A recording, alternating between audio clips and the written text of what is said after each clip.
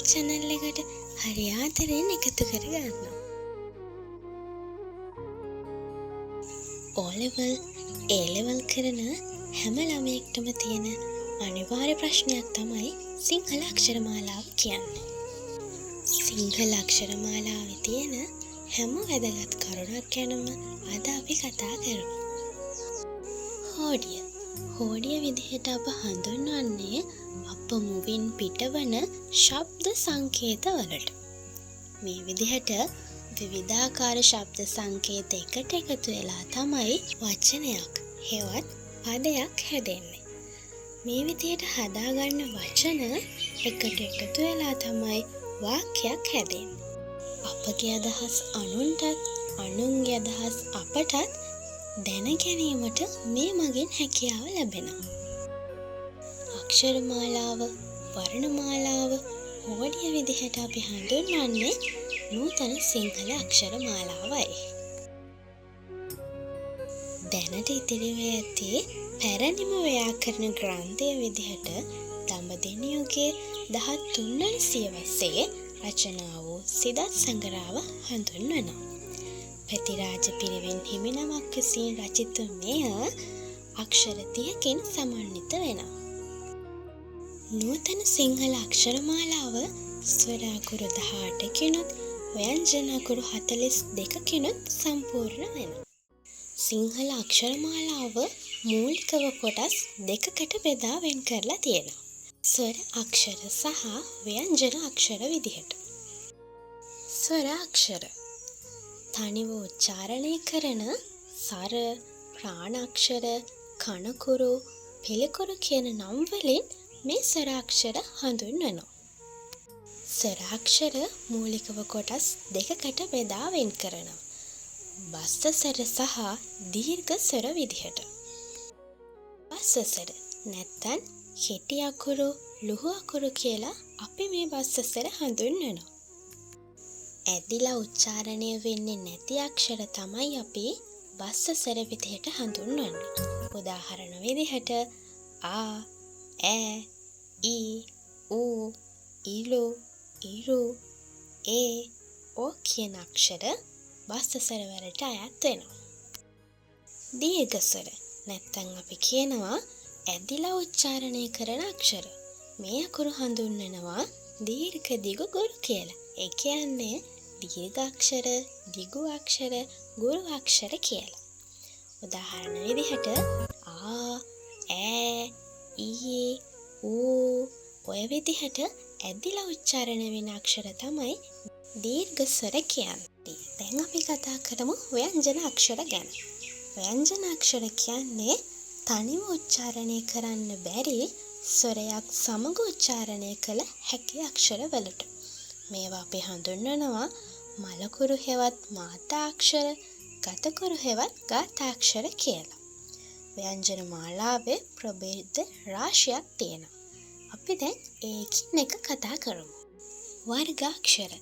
වර්ගාක්ෂර කියන්නේ වර්ග 5කිනුත් අක්ෂර 25කිනුත් සමන්විත වෙන ස්පර්ශ නමින් හඳුන්වන අක්ෂර වලට. ක වර්ගය කණ්ඨජ නමිනුත්, ච වර්ගය තාලුජ නමිනුත්, ඨ වර්ගය මූර්ධජ නමිනුත්, ථ වර්ගය දන්තජ නමිනුත්, ප වර්ගය ඕෂ්ඨජ නමිනුත් හඳුන්වනවා. අල්ප ප්‍රාණ අක්ෂර. අල්ප ප්‍රාණ අක්ෂර කියන්නේ වර්ගාක්ෂරවල පළමු පේලිය හා තුන්වන පේලියත් අල්ප ප්‍රාණාක්ෂර විදිහට හඳුන්වනවා. අල්ප කියන්නේ පොඩ්ඩක්නේ.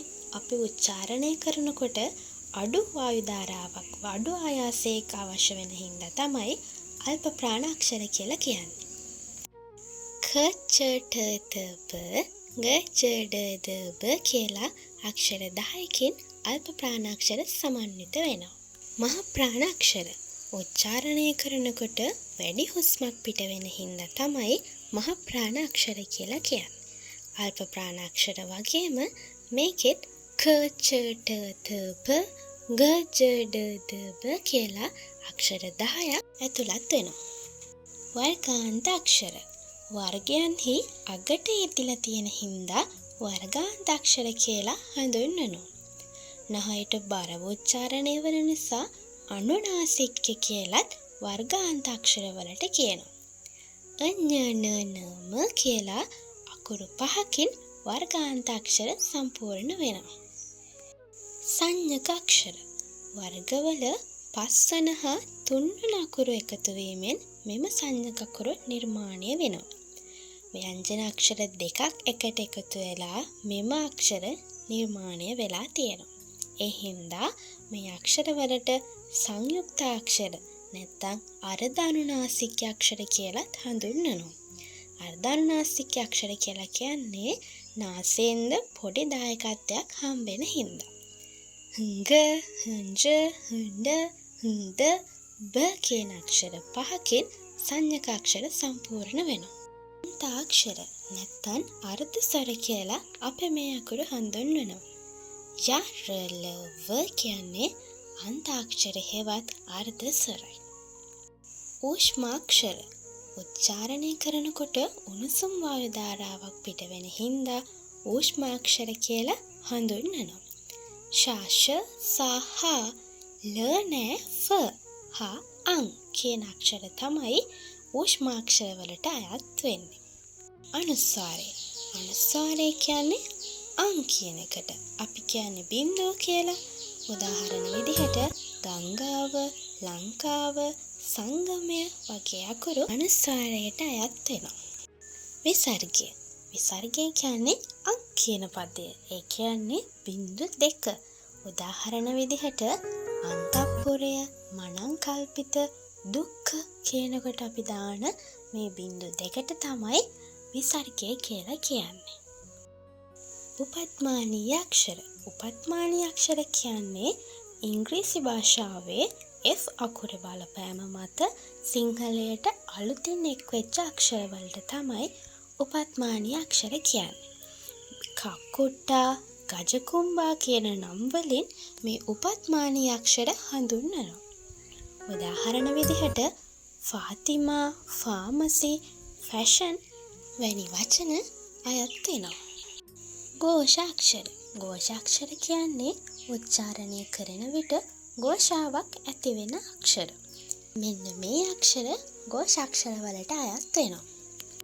අවසාන වශයෙන් අපි කතා කරන්නේ අഘോഷාක්ෂර. අഘോഷාක්ෂර කියන්නේ උච්චාරණය කරනකොට ഘോഷාවක් ඇති වෙන්නේ නැති අක්ෂර. මෙන්න මේ අක්ෂර අഘോഷාක්ෂර කොටට අයත් වෙනවා. එහෙනම් අපි තවත් අලුත් වීඩියෝ එකකින් ඉක්මනින්ම හම්බෙමු. ඔයාලා හැමෝටම සුබ දවසක්.